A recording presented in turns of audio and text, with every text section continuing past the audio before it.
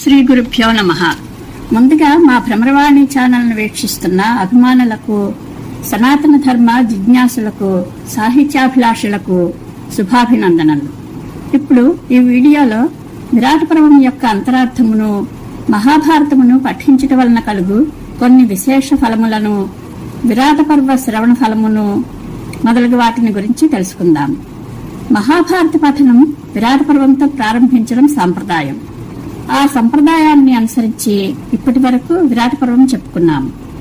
పాండవులు అజ్ఞాతవాసమును ఎక్కడ చేయాలో రహస్య సమాలోచనం చేసి విరాటుని కొలువులో చేరటకు నిశ్చయించుకుని, విరాటుని కొలువులో చేరి చేయవలసిన పనులు నిశ్చయించుకుని, ధౌమ్యుని ఉపదేశపూర్వకమైన ఆశీస్సులు పొంది విరాటుని కొలువుల్లో ప్రవేశించడంతో మొదలైన విరాట పర్వం ఉత్తర అభిమన్యుల వివాహ వేడుకలతో సంపూర్ణమైనది. విరాట పర్వం యొక్క అంతరార్థమును తెలుసుకుందాం. విరాట పర్వము పాండవుల సత్యనిష్టకు ఉదాహరణ. సత్యం చతుర్వర్గ సాధకం. అజ్ఞాతవాసం కారణం అసత్య రూపమైన జూతం. అయినా అజ్ఞాతవాస ప్రతిజ్ఞను పాటించి తీరవలసినదే. ధర్మమే ఆపదల నుండి కాపాడగలదు. కాబట్టి ఎటువంటి విపత్కర పరిస్థితులలోనూ ధర్మ పరిత్యాగం తగదు అని బోధించడం కోసం యుధిష్ఠిరుని ప్రతిజ్ఞాపాలన రూపకార్యాన్ని అనగా విరాట పర్వాన్ని వ్యాసమహర్షి ప్రారంభించారు. మరొక విశేషం ఏమిటంటే, విరాట పర్వం చదివినా చెప్పినా వర్షాలు కురుస్తాయని విశ్వసిస్తారు. అది వాస్తవం కూడా. ఎందుకంటే మే మాసంలో విరాట పర్వం చెప్పడం మొదలుపెట్టగానే ఋతుపవనాలు త్వరగా వచ్చి వర్షాలు బాగా కురిశాయి. ఇక ఇప్పుడు మహాభారతం చదవడం వినడం వలన కలిగే ఫలములను తెలుసుకుందాం. జీవితంలో ఒకసారైనా మహాభారతం చదవడమో వినడమో తప్పకుండా చేయాలి. మహాభారతం ఎందుకు చదవాలి లేదా ఎందుకు వినాలి అంటే, మహాభారతం ఒక విజ్ఞాన సర్వస్వం, ఒక నీతి శాస్త్రం, ఒక ధర్మశాస్త్రం. ధర్మార్థ కామ మోక్షాల విషయంలో మహాభారతంలో ఉన్నదే ఎక్కడైనా కనబడుతుంది. ఇందులో లేనిది ఎక్కడా ఉండదు. భారత భాగవత రామాయణాది గ్రంథములను చదవడము వినడము, పిల్లలకు చెప్పడం చేయడం వలన ధర్మవర్తనము, ఇహపర సాధనము, ఇతరుల పట్ల సత్ప్రవర్తన కలిగి ఉండడము మొదలైనవి అలవడతాయి. ధర్మార్థ కామ మోక్షాల విలువలు తెలుస్తాయి. మోక్షం లభిస్తుంది. మహాభారతం చదివిన వారికి మోక్షం లభిస్తుందని చెప్పడంలో ఒక విశేషం ఉంది. భారతాన్ని చక్కగా అధ్యయనం చేసిన శంకరాచార్యుల వారు మోక్షానికి 4 ముఖ్యమైన లక్షణాలు తప్పకుండా అవసరం అని చెప్పారు. అవి నిత్యానిత్య వస్తు వివేకము, ఇహాముత్ర ఫలభోగ విరాగము, శమదమాది షట్కము, ముముక్షత్వము. వీటిని సాధన చతుష్టయం అంటారు. మహాభారతం చదివితే ఆ సాధన చతుష్టయ సంపత్తి కలిగి మోక్షం లభిస్తుందని భావం. ఇక్కడ మనం తెలుసుకోవలసిన మరొక ముఖ్యమైన విషయం ఏమిటంటే, సాంఘిక చారిత్రక కథలు ఏ విధంగా వర్ణించి చెప్పుకున్నా పర్వాలేదు, కానీ భారత భాగవత రామాయణ పురాణ ఇతిహాసాలు మాత్రం మూల కథలు చదివితేనే వింటేనే వాటిలోని మాధుర్యాన్ని ఆస్వాదించగలుగుతాం. ఒకసారి వాటిలోని మాధుర్యాన్ని ఆస్వాదిస్తే వాటిని ఎప్పటికీ విడిచిపెట్టలేము. మా చిన్నతనంలో ఈ కథలన్నీ మా నాన్నగారు మాకు చెప్పేవారు. మా తల్లిదండ్రుల ఆశీస్సులతో ఇప్పుడు భారత భాగవత రామాయణ పురాణాదులు చదివి చెప్పగలిగే అదృష్టం కలిగింది. ఏదైనా మనసు పెట్టి చదివినా విన్నా అవి మన ఎదురుగా జరుగుతున్నట్లుగా భావన కలుగుతుంది. వాటిలోని కొన్ని సందర్భాలు మనసుకు ఆనందాన్ని కలిగిస్తే, కొన్ని సందర్భాలు మనసును ద్రవింపచేస్తాయి. ఉదాహరణకు, సీతారాములు అనుభవించిన కష్టాలు చూసినా, నలదమయంతులు అనుభవించిన కష్టాలు చూసినా, పాండవులు ద్రౌపది అనుభవించిన కష్టాలు చూసినా హృదయం ద్రవించిపోతుంది. అదేవిధంగా భగవంతుని విశ్వరూప సందర్శనం సందర్భంలోనూ భక్తుల రక్షణ కోసం వచ్చే భగవంతునిపై మనసు నిలిపి మనోనేత్రంతో దర్శిస్తే చక్కని ఆనందానుభూతి కలుగుతుంది. శ్రీకృష్ణ భాగవతంలో దశమస్కంధంలో శ్రీకృష్ణుని జననం మొదలుకొని కృష్ణయ్య చేసే చిలిపి పనులు, కృష్ణయ్యను రోటికి కట్టడం, గోవర్ధనగిరి ఎత్తడం, కాళీయమర్దనం ఇవన్నీ చదువుతున్నంతసేపు, వింటున్నంతసేపు కృష్ణయ్య మనతో కూడా ఉన్నాడనే భావనే కలుగుతుంది. ఇది అతిశయోక్తి కాదు, స్వానుభవం. ఇక ప్రస్తుత విషయానికి వస్తే, ఇప్పటి వరకు విరాట పర్వమును 34 భాగాలలో చాలా విపులంగా చెప్పుకున్నాము. ఇప్పుడు ఉత్తర అభిమన్యుల వివాహ వేడుకలతో సంపూర్ణమైన విరాట పర్వమును మరొకసారి క్లుప్తంగా పునరావలోకనం చేసుకుందాం.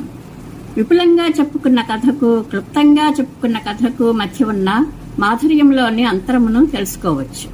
కథానంతరం విరాట పర్వ శ్రవణ ఫలమును తెలుసుకుందాం. ఇక కథలోకి వెళదాం. పాండవులు నియమానుసారం 12 సంవత్సరాలు అరణ్యవాసం చేశారు. చివరిలో ధర్మదేవత అనుగ్రహం పొందారు. అజ్ఞాతవాసం నిర్విఘ్నంగా కొనసాగుతుందని వరం కూడా పొందారు. అజ్ఞాతవాసం ఎక్కడ చేయాలో ఆలోచించుకున్నారు. విరాటుని కొలువులో చేరి చేయవలసిన పనులు నిశ్చయించుకున్నారు. ధౌమ్యుని ఉపదేశపూర్వకమైన ఆశీస్సులు పొందారు. పాండవుల పురోహితుడు ధౌమ్యుడు. అతడు అరణ్యవాసంలో పాండవులకు తన తపకృత్యాలతో హితం చేస్తూ వచ్చారు. ఇప్పుడు వారి అజ్ఞాతవాసంలో తాను వారితో ఉండరాదు. అందుచేత అజ్ఞాతవాస వస్త్రానికి సరిపడే హితం ఉపదేశించాడు. ఆ ఉపదేశం ధర్మసాధకం, అర్థసాధకం, కామసాధకం. దాని సారాంశం ఇది. మీరిక చేయబోయేది సేవావృత్తి. సేవాధర్మంలో గౌరవ అగౌరవాలను పట్టించుకోరాదు. మీ దృష్టి ఎల్లప్పుడూ అజ్ఞాతవాస లక్ష్యం మీదనే నిలపాలి. రాజసేవ కత్తి మీద సాము వంటిది. మీరు సేవ చేయించుకున్నవారు కాని సేవ చేసినవారు కారు. రాజు అనుమతి లేకుండా సేవకుడు సభలో ప్రవేశింపరాదు. రాజు ఎదుట ఉన్నతాసనం స్వీకరింపరాదు. వారు ఆజ్ఞాపిస్తేనే కూర్చోవాలి. దుష్టులతో కలిసి తిరగరాదు. అడిగినప్పుడే రాజుగారికి ఉపాయం కాని సలహా కాని చెప్పాలి. రాజు మనకు చాలా హితుడు కదా అని విచ్చలవిడిగా ప్రవర్తింపరాదు. అంతఃపుర పరిచయాలు అనర్థం కలిగిస్తాయి. రాజును అగ్నిని సేవించినట్లు సేవించాలి. మరీ దగ్గరగాను మరీ దూరంగాను కాకుండా మధ్యస్థంగా సేవించాలి. ఏ సందర్భంలోనూ సేవకుడికి కోపం రాకూడదు. ఎప్పుడైనా సరే రాజుకు హితమే చెప్పాలి. అప్రియం ఒక్క మాట కూడా చెప్పకూడదు. రాజసభలో ఆవులించరాదు, నవ్వకూడదు, ఊపిరి కూడా గట్టిగా పీల్చకూడదు. అంత జాగ్రత్త పాటించాలి. రాజగృహం కంటే అందంగా ఇల్లు కట్టుకోరాదు. లాభం కలిగితే పొంగిపోకుండా, అవమానం కలిగితే కృంగిపోకుండా నిత్యము ఏకాగ్రతతో రాజసేవలో ఉండేవాడు రాజసభలో చిరకాలం ఉంటాడు. రాజు వాహనం కాని, వస్త్రం కాని, భూషణ గాని, మరేదైనా కాని ఇస్తే సేవకుడు దానినే నిత్యము ఉపయోగించాలి, ధరించాలి. అలా చేస్తే రాజుకు అతడు మిక్కిలి ఇష్టడవుతాడు. ఇలా ఉపదేశం పొంది ధర్మరాజు ధౌమ్యంతో ఇలా అన్నాడు. మహాత్మా, నీకు శుభమగుగాక. మేము ఇప్పుడు మీ శిక్షణ పొందాము. నా తల్లి కుంతీదేవి మహాబుద్ధిశాలి విదురుడు తప్ప ఈ విధంగా ఎవరూ చెప్పలేరు అని ధౌమ్యునికి కృతజ్ఞతలు చెప్పాడు. ధౌమ్యుని వీడుకొని తమ ఆయుధాలు శమీవృక్షం మీద భద్రంగా నిక్షేపించారు. ఇక విరాటుని కొలువులో చేరే ముందు దుర్గాస్తుతి చేశారు. వాసుదేవుని సోదరి దివ్యమైన పూలమాల దివ్యాంబరము ధరించినది, ఖడ్గమును డాలును దాల్చిన దేవి ఆమె.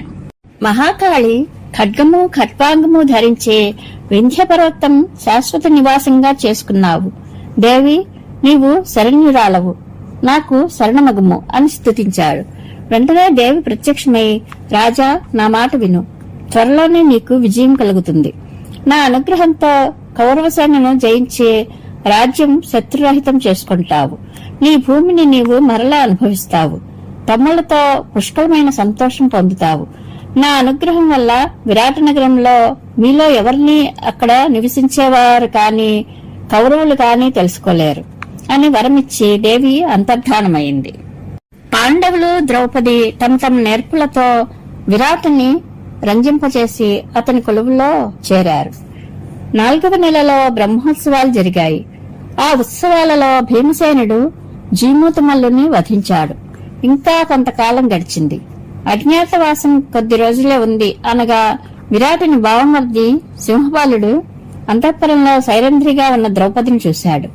ఆమెను గురించి అక్క సుదేష్ణుని అడిగాడు. సుదేష్ణ సైరంధ్రి భర్తలు గంధర్వులని కీచకుని భయపెట్టింది. అయినా కీచకుడు లెక్క చేయక సైరంధ్రి దగ్గరకు వచ్చి తనను పొంది సుఖించమని అభ్యర్థించాడు. అప్పుడు సైరంధ్రి రూపంలోని ద్రౌపది కీచకునికి ఇలా ఉపదేశించింది. ఉత్తమ పురుషునికి పరదారాగమనం పనికిరాదు. దానివల్ల అపకీర్తి కలుగుతుంది, అశుభాలు కలుగుతాయి. తన భార్య యందు మాత్రమే ఆసక్తి కలవారు శుభాలు పొందుతారు అని మృదువుగా ఉపదేశిస్తుంది. కామాంధుడైన కీచకునికి ఆ మాటలు రుచించలేదు. తన భర్తలు గంధర్వులని, వారు తనను ఎల్లప్పుడూ రక్షిస్తూ ఉంటారని భయపెట్టింది. కీచకుని అహంకారం ముందు ఆ మాటలు వ్యర్థమయ్యాయి. కీచకుడు వెంటనే సుదేష్ణ దగ్గరికి వెళ్లి ఆమెతో, ఈ రోజు సైరంధ్రిని నా ఇంటికి ఎట్లాగైనా పంపాలి అని నొక్కి చెప్పి వెళ్లాడు. సుదేష్ణ ఇంకా గతి లేక సైరంధ్రిని మదిరితమ్మని కీచకుని ఇంటికి పంపింది. మహాపదలకు పరిహరణం హరిస్మరణం. సైరంధ్రి ఇలా అనుకుంటూ అంతఃపురం వెలువడింది. ఎదురుగా ఆకాశంలో ప్రత్యక్ష నారాయణుడైన సూర్యుడు కనిపించాడు. ఆమె సూర్యనారాయణను మనసారా ధ్యానించింది. సూర్యుడు ద్రౌపదికి తెలియకుండా ఆమెకు సహాయంగా ఒక రాక్షసుని పంపాడు. పులి ఉన్న పొదలోనికి లేడి వెళ్లినట్లు తన కోసం ఎదురు చూస్తున్న కీచకుని ఇంటిలోనికి వెళ్లి సైరంధ్రి మదిరపోయించమన్నది. కీచకుడు ఆమె చేతిని పట్టుకోబోయాడు. సైరంధ్రి ఒక ఉదుటిన తప్పించుకుని ఇంటి నుండి బయటపడి సభాభవనానికి పరిగెత్తింది. సూర్యుడు పంపిన రాక్షసునితో దెబ్బలు తింటూనే కీచకుడు ఆమె వెంటపడ్డాడు. సభాభవనం ఎదుట అందరూ చూస్తూ ఉండగా కీచకుడు ద్రౌపదిని తన్నాడు. ఆ దృశ్యం చూసిన భీముడికి చాలా కోపం వచ్చింది.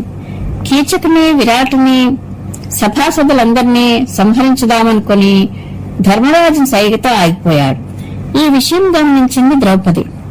తన భర్తల గంధర్వులు ఏమీ చేయలేకపోతున్నారని నిందించింది. రాజధర్మం పాటించని రాజును, ఆ రాజు సభలోని సభ్యులను నిందించింది. చివరకు ధర్మజుని సలహాతో ద్రౌపది అక్కడ నుండి వెళ్లి అంతఃపురం చేరింది. ఈ ఆపద భీమసేనుని వల్ల మాత్రమే తొలగుతుందని ఆలోచించింది. ఆ రాత్రి పొద్దుపోయాక భీముని దగ్గరకు చేరింది. ధర్మజుని ద్యోతవ్యసనం వల్ల పాండవులు తాను ఎంత కష్టపడవలసి వచ్చిందో చెప్పుకుని విలపించింది. భీమునితో ఆలోచించి కీచకుని నర్తంశాలలో మర్నాడు చంపేటట్లు భీముని నుండి మాట తీసుకుని వెళ్లి కీచకునితో మాట్లాడి తాను రాత్రిపూటకు నర్తంశాలకు వస్తానని, అక్కడకు కీచకునొక్కడిని రమ్మని కీచకునితో చెప్పింది. ఆ విషయం భీమునికి చెప్పింది సైరంధ్రి. ఆ రాత్రి భీముడు కీచకుని నర్తంశాలలో చంపి ముద్ద చేశాడు. అన్న మరణానికి కారణమైన సైరంధ్రిని అన్న శవంతో కట్టి ఉపకీచకులు శ్మశానానికి తీసుకుని పోయారు. సైరంధ్రి విలపిస్తూ గంధర్వులను పిలిచింది. విషయం ఎరిగి భీమసేనుడు గంధర్వ రూపంలో వచ్చి ఉపకీచకులందరినీ చంపి ద్రౌపదిని విడిపించి వంటశాల చేరాడు. ద్రౌపది శుచిస్నాతి అయి ఊరిలోనికి వస్తూ వంటశాల దగ్గర భీమునితో, నర్తనశాల దగ్గర బృహన్నలతోనూ భాషిస్తూ కృతజ్ఞతలు చెప్పింది. ప్రజలు సైరంధ్రికి భయపడి పారిపోసాగారు. సుదేష్ణ మందిరానికి చేరిన సైరంధ్రిని తన అంతఃపురము, నగరము వీడి వెళ్లిపోమ్మని సుదేష్ణ చెప్పింది. గతి లేక సైరంధ్రి ఆమెను మరొక్క 13 రోజులు ఆశ్రయమిమ్మని ప్రార్థించింది. సుదేష్ణ సరే అంది. కీచకుని మరణ వార్త దుర్యోధనునికి చేరింది. అతడు భీష్మాదులతో పాండవుల ఉనికి గురించి ఆలోచించాడు. భీష్ముడు, పాండవులు బాహుబలం, బుద్ధిబలం, దైవబలం కలవారు. ధర్మరాజు ఉన్న చోట ప్రజలందరికీ నిత్య కళ్యాణం పచ్చతోరణంగా ఉంటుంది. దేశమంతా గోసంపదతో సుభిక్షంగా సస్యశ్యామలంగా ఉంటుంది అని చెప్పాడు. మిగిలిన వారందరి అభిప్రాయాలు కూడా విని దుర్యోధనుడు, సింహబలుడు, భీముడు, బలరాముడు, శల్యుడు సమాన బలులు. గంధర్వులనే నెపంతో భీముడు కీచకుని చంపి ఉంటాడు. పాండవులు ప్రచ్ఛన్నంగా విరాట నగరంలో ఉండి ఉంటారు. అతని గోవులను ఆక్రమిస్తే పాండవులు బయటపడతారు అని దక్షిణ, ఉత్తర గోగ్రహణాలు చేయ సంకల్పించాడు. అనుకున్నట్లుగా త్రిగర్త దేశాధీశుడు సుశర్మ దక్షిణ దిక్కున ఉన్న విరాటుని గోవులను పట్టుకున్నాడు. ఆ వార్త చేరి విరాటుడు యుద్ధానికి వెడుతూ ఉండగా ధర్మరాజు, భీముడు, నకుల సహదేవులు వెంట వెళ్లారు. సుశర్మ చేత పట్టుబడిన విరాటుని భీమసేనుడు ధర్మరాజు ఆజ్ఞతో విడిపించాడు. తరువాత సుశర్మను కూడా బంధించి విడిచాడు. విరాటుడు చాలా సంతోషించాడు. విరాటుని విజయవార్త మత్స్యనగరానికి చేరకముందే దుర్యోధనాదులు ఉత్తర దిక్కునున్న విరాటుని గోవులను బంధించారు. గవాధ్యక్షుడు వచ్చి ఈ వార్తను అంతఃపురంలో ఉన్న ఉత్తరునికి చెప్పాడు. కౌరవ బలాన్ని జయించి గోవులను ముహూర్త కాలంలో మళ్లించగలను అని ఉత్తరుడు ప్రజ్ఞావాక్యాలు పలికి సారథి లేక వెనకాడుతున్నానని విచారం వ్యక్తం చేశాడు. ఆ మాటలు సైరంధ్రి విని బృహన్నలను సారథ్యానికి పురికొల్పింది. బృహన్నలను సారథిగా చేసుకుని ఉత్తరుడు కౌరవసేనపైకి వెళ్లాడు. భీష్మాది వీరుల శ్రేణులను చూసి ఉత్తరుడు భయవిహ్వలుడై వెనుదిరిగి పారిపోసాగాడు. అప్పుడు పారిపోతున్న ఉత్తరుని వెంట పరిగెత్తి బృహన్నల ఉత్తరుని రథం మీదకు మరలా ఎక్కించాడు. నేను యుద్ధం చేస్తానని ఉత్తరునికి ధైర్యం చెప్పి ఉత్తరుని సారథ్యం చేయమని శమీవృక్షానికి దగ్గరకు నడిపించాడు. పాండవులు తమ ఆయుధాలను శమీవృక్షం మీద పెట్టారని తాను అర్జునుడనని చెప్పాడు బృహన్నల. తనకున్న 10 పేర్లు అవి వచ్చిన తీరులు చెప్పి బృహన్నల తాను అర్జునుడనని ఉత్తరుని నమ్మించాడు. ఉత్తరుడు గాంధీవాన్ని తీసుకుని వచ్చాడు. కపికేతనం నిలిపి దేవదత్తం పూరించాడు అర్జునుడు. ఈ సందర్భం అంతా కౌరవసేనలోని వీరులు చూస్తున్నారు. వీరెవరో సరిగ్గా పోల్చుకోలేకపోతున్నారు. కాని ద్రోణుడు వెంటనే గుర్తుపట్టాడు. ఇతరులకు తెలియకుండా అజ్ఞాతవాస సమయం గురించి భీష్ముని అడిగి తెలుసుకున్నాడు. ఆకలి కొన్న సింహంలా మన సైన్యం మీద విరుచుకుపడుతున్నాడు అర్జునుడని తన సైన్యాన్ని అప్రమత్తం చేశాడు ద్రోణుడు. ఆ వచ్చినవాడు ఫల్గునుడు. మనం గెలుస్తాం నిశ్చయం లేదు, అందుచేత అతనితో సంధి చేసుకోవడం కూడా ఆలోచించాలి అని భీష్ముడు అన్నాడు. కాదని యుద్ధానికే నిశ్చయించాడు దుర్యోధనుడు. అర్జునుడు రానే వచ్చాడు. కురుసైన్యం మీద పడ్డాడు. కురుసైన్యం పాయలుగా విచ్చిపోయింది. గోవులను మళ్లించాడు పార్థుడు. ఇంతలో అందరూ గుమిగూడి పార్థుని ఎదిరించారు. పార్థుడు సమ్మోహనాస్త్రం ప్రయోగించాడు. కౌరవుల తలపాగలను ఉత్తరుడు అపహరించాడు. తిరిగి రథమెక్కి గోవులను మళ్లించాడు ఉత్తరుడు. ఇంతలో కౌరవులకు స్పృహ వచ్చి అర్జునుని వెన్నంటబోయారు. ఇప్పటికీ చంపకుండా వెళ్లిపోతున్నందుకు సంతోషించు అంటూ భీష్ముడు దుర్యోధనుని మందలించాడు. కౌరవసేన హస్తినకు మరలింది. ఇక దక్షిణాన విజయం పొంది వచ్చి విరాటుడు ఉత్తరుని గూర్చి తెలుసుకుని ఉత్తరునికి సాయంగా కొంత సేనను పంపాడు. తాను కంకుభట్టుతో ఉత్సాహంగా పాచికలాడసాగాడు. ఆ సమయంలో బృహన్నల సారథి అయితే ఉత్తరుడు తప్పక గెలిచి వస్తాడని కంకుభట్టు అన్నాడు. ఆ మాటకు విరాటుడు కోపించి కంకుభట్టును పాచికతో కొట్టాడు. అదే సమయంలో ఉత్తరుడు కౌరవసేనను జయించినట్లు వార్త వచ్చింది. మరునాడు పాండవులు విరాటుని విజయసభలో అజ్ఞాతవాసం నుండి తమను ప్రకటించుకున్నారు. ఉత్తరుడు అర్జునుని పరాక్రమమును గురించి, విరాటుడు పాండవుల పరాక్రమమును గురించి ప్రశంసించారు. పాండవులకు విరాటుడు కృతజ్ఞతలు చెప్పాడు. అప్పుడు విరాటుడు తన కుమార్తె ఉత్తరును అర్జునుడికిచ్చి వివాహం చేస్తానన్నాడు. అర్జునుడు తన కుమారుడైన అభిమన్యునకు చేసుకుంటానన్నాడు. ఉత్తరాభిమన్యుల వివాహము అత్యంత వైభవోపేతంగా జరిగింది. ఈ కథా సంవిధానంతో విరాట పర్వము నానా రసాభ్యుదయోల్లాసి అయ్యి నేటికి రసామృత వర్షిణి అవుతోంది. ఇప్పుడు విరాట పర్వ శ్రవణ మహిమను తెలుసుకుందాం. మహాత్ములైన పాండవుల పుణ్యచరిత విన్న పుణ్యాత్ములకు శారీరక మానసిక వ్యాధుల వల్ల భయం కలగదు. దుర్గతి నుండి తరించడంతో వారికి సంపూర్ణమైన తరుణం కలుగుతుంది. కష్టాల నుండి పూర్తిగా గట్టెక్కుతారు. సస్యశ్యామలత్వము, క్షేమము, ఆరోగ్యము కలిగి పుణ్యం వృద్ధి చెందుతుంది. పాపాలన్నీ నశిస్తాయి. సర్వసంపదలు కలుగుతాయి. అర్జునుని అద్భుత కర్మ తలుచుకుంటే ఒంటరిగానే శత్రువులను జయిస్తాడు. ఈతి బాధలు తొలగిపోతాయి. ప్రియులైన ప్రజలతో వియోగం కలగదు. ఈ విరాట పర్వం విన్నవారు అనేక విధాలైన వస్త్రాలు, బంగారము, ధాన్యము, గోవులను తమ తమ భాగ్యాలను అనుసరించి దానం చేయాలి. ఇది దేవతా ప్రీతి కోసం ఒక విప్రునికి దానం చేయాలి. చెప్పిన వారు సంతోషిస్తే సర్వదేవతలు సంతోషించినట్లు. తమ శక్తిని అనుసరించి పాయసాలతో, నేతులతో కూడిన భోజనాన్ని బ్రాహ్మణులకు పెట్టాలి. ఇలా విరాట పర్వం వింటే చక్కని ఫలం పొందుతారు. ఇది విరాట పర్వ శ్రవణ ఫలం. పరమేశ్వరానుగ్రహ ప్రాప్తిరస్తు. శుభం భూయాత్.